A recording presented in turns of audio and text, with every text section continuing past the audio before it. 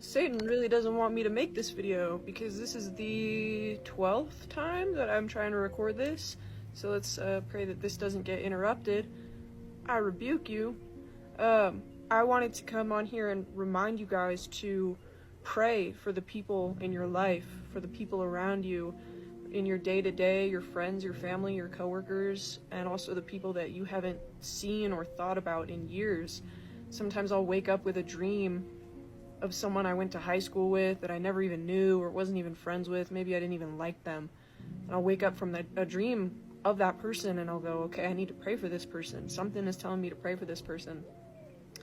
And I say this because I kind of just realized this major part of my testimony, which is that I was at a long point in my life where I was tormented, and I do not use that word lightly.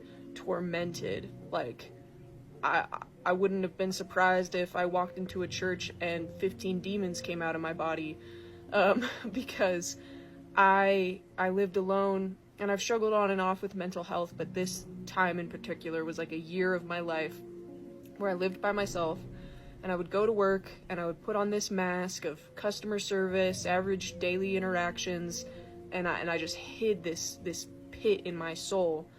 And I would come home after work and the mask would come off and I would quite literally curl up into a ball and I would lay on my couch or my bed and I would just wail. I would scream. I would let out all the agony and all this pain, and I would just writhe in it, and I would literally wail for hours until nothing could come out anymore, and I would just shed so many tears, and I was just battling and writhing in this pain, this pure torture, agonizing pain.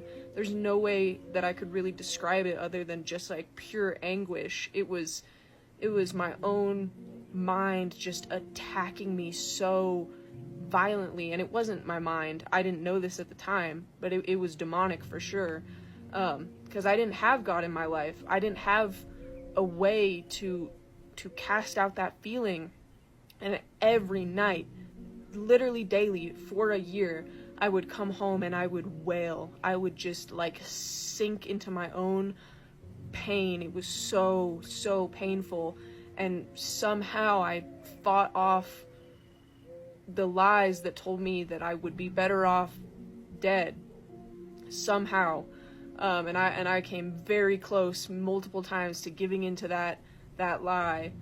And the fact that I am still here and alive today now is shocking to me still, just knowing where I came from. And I don't think about that time as often, but I started to think about it now and realize that it meant something so much bigger. One, I made it through it because God clearly has a much bigger plan for me.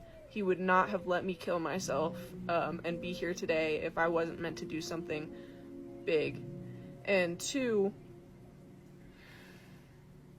that there was someone out there when I was wrestling these demons and writhing in this pain that was up praying for me. And I know it was my parents.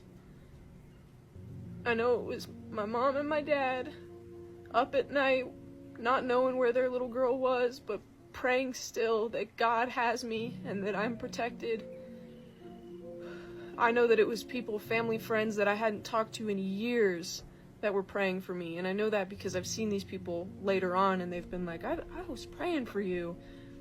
And man, prayer is powerful, because I didn't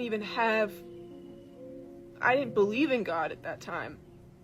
I had nothing. I was drowning. I was suffocating in these lies, because that's the only weapon that the enemy has, is lies. And I was suffocating in this feeling.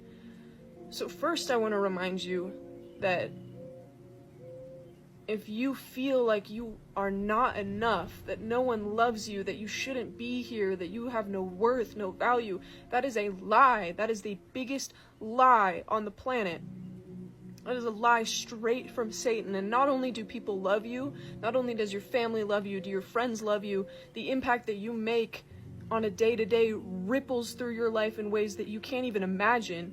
You may have saved other people's life just by smiling at them on a day when they needed it without even knowing it. Not only is that how much you are loved, but the creator of our universe loves you so much. And he is there for you, and he is with you, and when you are covered by the blood of Christ, those demons can't touch you. So I pray to anybody watching this right now that I rebuke satanic, demonic spirits out of your life right now that are trying to tell you that you aren't worth being alive, because you are. And the fact that you would be attacked, that you would be tormented, just means that you are such a threat to the enemy that they need to take you out, because